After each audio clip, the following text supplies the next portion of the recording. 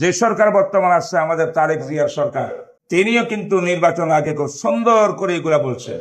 এবং আমাদের বেফাকুল মাদারিসের হাইয়াতুল উলিয়ার যে সার্টিফিকেট, এটার যত বাধা টাধা আছে এগুলো দূরীকরণ করে এটাকে বাস্তবায়ন করতে উনি ওয়াদাবদ্ধ।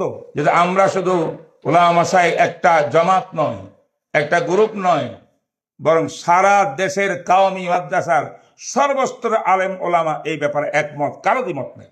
তাহলে সেই তারেক জিয়া সাহেব, সেই সরকার প্রধান, তারা আমাদের এই দাবি কেন মানবে না, মানতেছে না? মানাইবার জন্য যা কিছু করতে হয় সেই উদ্যোগ হিসাবে আজকে এই গোল টেবিলটা একটা উদ্যোগ গ্রহণ করছে। আমরা এটাও চাই নাই যে মাঠে ময়দানে আবার সরকারকে নামানোর জন্য একটা আন্দোলন, নেগেটিভ কোনো কথা হবে। আমরা এই সরকারকে সমর্থন করতে চাই।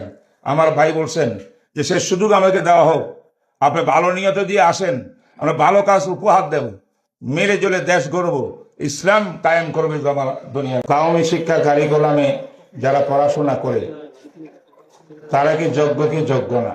আমাদের কারিকুলাম গুলো দেখবেন, আমরা হাইয়াতুল উলিয়ার ভিতরে শিক্ষা সিলেবাস কমিটি পুরা, আমিও সদস্য, হুজুরও আছেন। বেফাকুল মাদারিসে আমরা ঠিক করতেছি 22,000 মাদ্রাসার সমন্বয় বেফাক। অল বাংলাদেশের দাওরা হাদিসের বোর্ড হইল সর্বোচ্চ বোর্ড হাইয়াতুল উলিয়া। আমাদের শিক্ষা সিলেবাসকে ভালো করে মনে হয় অধ্যয়ন করলে আজকে আমাদের কোন ভাইয়ের কথা একটু ব্যতিক্রম হয়েছে তা হতো না।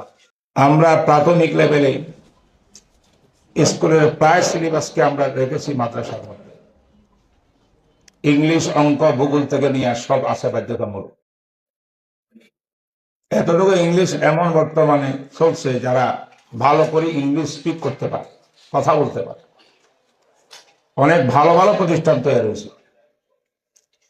আমরা দাওরা হাদিসের পরে তাকাচ্ছি যে আমি একটা মাদ্রাসা শেখ জাকারিয়া ইসলাম মিডিয়া সেন্টার প্রতিষ্ঠাতা, আমাদের তাকাসুসের মধ্যে ইংলিশ একটা বাধ্যতামূলক একটা বিষয়বস্তু সাবজেক্ট রাখা হয়েছে। মুফতিদেরকে ব্যাংক পরিচালনা, ব্যাংকিং ব্যবস্থা, অর্থনীতি, আমার এখানে না, শুধু বেশ কয়েকটা প্রতিষ্ঠানের ভিতরে বাংলাদেশে এটা চলছে। যদি সরকার মহোদয় তাদের নির্বাচনী ইশতেহার অনুযায়ী এবং 2010 সালের শিক্ষানীতি যদি আমাদের প্রাথমিক বাচ্চাদেরকে, যারা বিসমিল্লাহ হাদিসের মধ্যে আছে, তোমার সন্তান যদি কথা বলা শুরু করে তাকে প্রথমে আব্বু আম্মু না শিখাইয়া আল্লাহ শিখো।